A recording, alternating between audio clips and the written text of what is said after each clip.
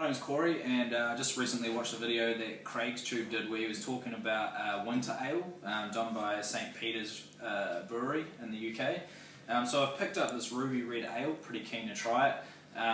Obviously it's a red ale and it's an English ale, so it's probably going to be quite malty, but really looking forward to trying this. It says it's got a distinctive spicy hop aroma. So let me just try it, we'll see what it tastes like. I'm going to be random here and I'm going to use a spoon.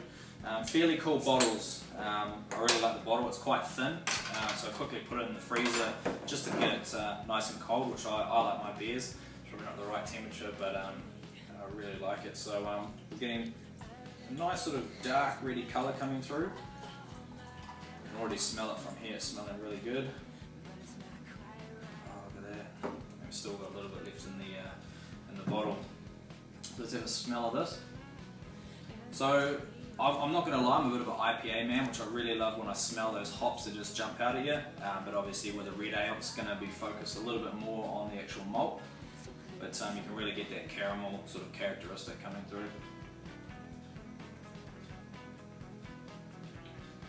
Oh, it's nice and balanced. The thing I love about this beer, just from that first sip, obviously I'll be able to tell you a bit more after I've finished the bottle, but you really get a nice caramel coming through, and I guess a nice bit of bitterness as well, which I really love. You get a lot of that from the IPAs, but it's really well balanced. It's really smooth. I definitely could see myself drinking 2 or 3 of these quite easy, but really enjoying this so far. So I'll let you know what it tastes like once I'm done.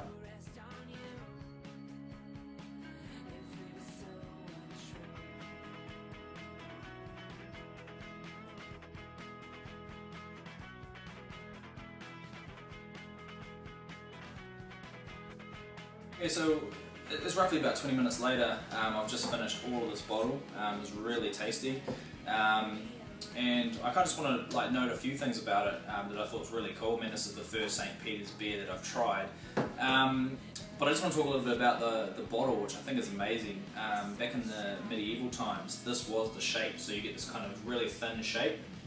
I think they said in the 1800s that these were the bottles. And apparently they have the original bottle, so this is all indicated on the label, which is really cool. But I guess going back to the flavour of it, I really enjoyed it. It was so smooth. You get nice malty character coming through the entire beer, which is really nice.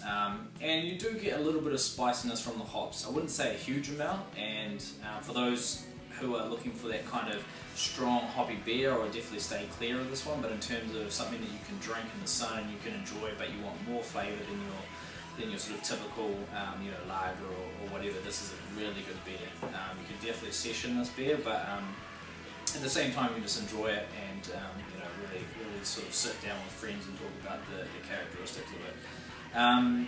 Would I recommend this? I gave it 4.5 stars on Untappd. That's quite a big rating for me, especially since I love my over-the-top hoppy beers. But if I definitely see this again, which I'd be more than happy to buy this. So this is all the way in New Zealand. If you're in Auckland, you can get this from Village Winery. It's fairly cheap. It was, I think, around about $12, but now you can get it for about $7 or so. So I mean, that's a pretty good buy. So yeah, we'll talk about a few more beers coming up.